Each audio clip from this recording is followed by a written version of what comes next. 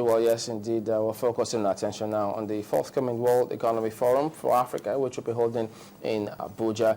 Nigeria is hosting that. And Funto Akinkungbe joins us now. He's, yes, to talk about this matter. Thank you for coming on this morning. Thanks for having me. Well, you will be participating in this economic forum.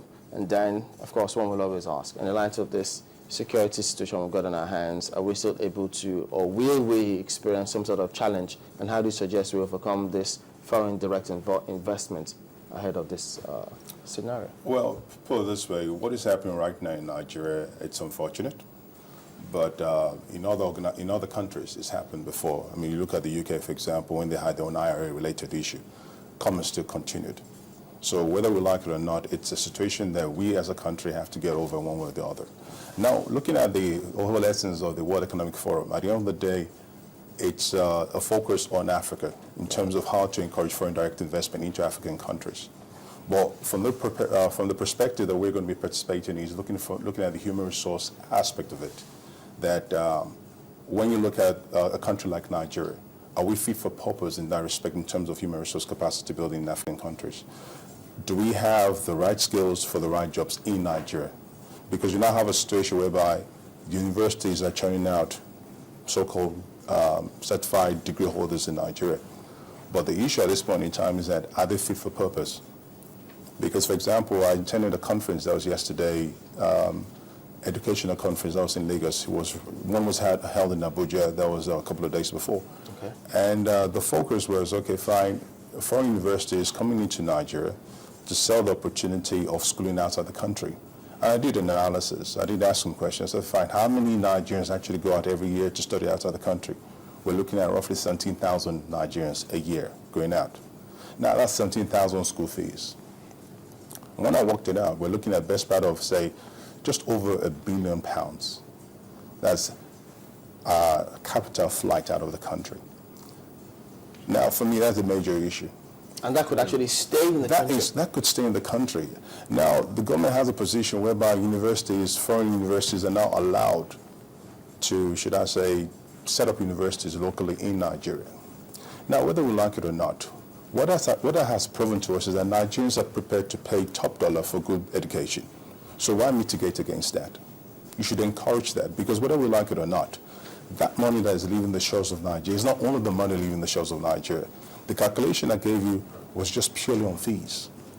We're not talking about the support, funding, accommodation that they pay for.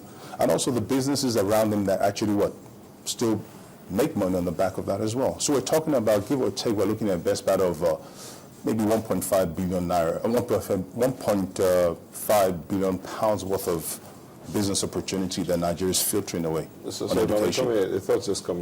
Would it be encouraging them to build their own universities in Nigeria or partner with the universities in Nigeria? Which of them would be better and easier to handle? Well, I would say it's easier to handle. We should have a short-term, medium-term, long-term strategy. Both works.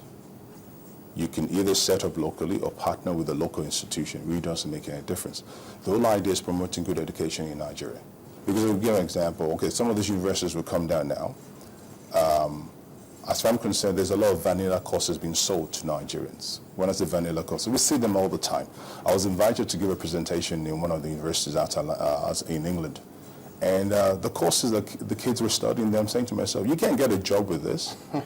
Because yes, you study international relations, but guess what? You don't speak French or Portuguese or German. Now, who's going to give you a job?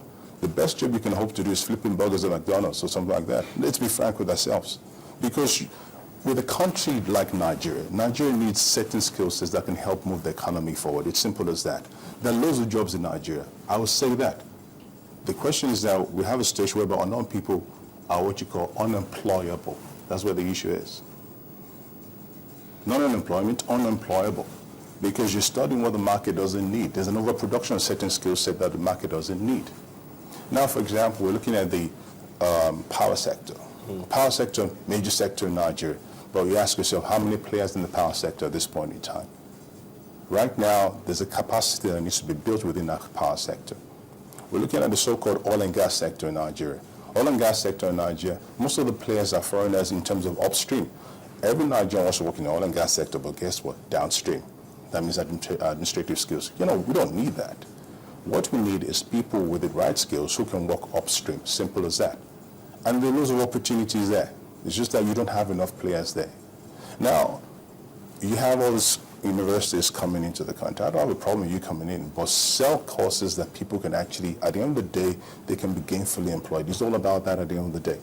But that is where we're actually missing out a trick at this point. So we in turn have got to introspect and redesign our courses. Well, to be honest with you, we have to redesign our courses because our courses should be fit for purpose. It's simple as that. Because, I mean, how can you be running courses that at this point in time they're archaic, whether we like it or not? The courses that most of the universities are running, but I know a lot of them are changing as we speak, but at this point in time, when you look at, career guidance advices in most universities, it's lacking somewhat. Okay, you don't really have practitioners within the industries offering career advice. That needs to be done so people can make an informed decision. I'll give an example. Someone says to me that, guess what, Funto, I want to do a master's degree. I said, okay, fine, master's degree. How many years post-university are you doing master's degree? I finished my NYC, I want to go and do a master's degree. I said, hello. Start off with master's degree means you know something you can build on. But guess what? You did a master's degree in economics. So you do a first degree in economics. And you're still doing the master's degree in economics. Hello? It doesn't compute because it's the same course condensed into what, 1 or 2 years. Yeah. But it's because, okay, fine, we study just because we want to study, not because we need to study for a purpose. Because we're good at amounting good qualifications, but that you cannot work with. What's the whole point? Well, the market is changing. And right now, employers in Nigeria now are looking for people who have skill sets. It's not the title you have, but can you do the job? If you can do the job, trust me, there are lots of opportunities out there. So, at the World Economic Forum for Africa, certainly looking at creating jobs and building growth, how would that tie to this? I mean, participants are going to be talking about the Nigerian situation, the African situation, the unemployable situation in the country. Yet, there still has to be that foreign direct investment coming in. So how would that play out at the end of the day? Well, it will play out. I mean, the most important thing is that it's a talking shop, which is good. Without a discussion itself, we won't ascertain what the issues are. And at the same time itself, it actually helps us to allow us to be able to sort of position ourselves for growth. Because what the new rebasing? Sorry? Rebasing on the GPP? Exactly, thank you for that. The rebasing on the GPP has done for Nigeria is that, fine, it's exposed us in a good way, and also in addition to that as well, we've exposed the what's and all. So that means we as a country have to ensure that we have what it takes to move on to the next stage. Yes, we might say Nigeria is the leading country, but there's so much stuff that Nigeria actually has to do. So the World Economic Forum essentially puts Nigeria in the spotlight. We're showcasing ourselves what's and all. So we as a people now identify that, guess what, there's certain skill set that we need to have. You can't be saying you're looking for foreign direct investment and you don't have the people who can actually do the work. It's simple as that. Now, foreign direct investment right now, one of the major areas it's going to be playing out is in the energy sector, in the power sector. But I'm happy that the different organizations who have bought the different licenses to in the power sector are actually looking toward putting structures in place in terms of education to train a workforce fit for purpose to be able to do the job. I know a lot of them are actually exploring ways of partnering with even the communities as well.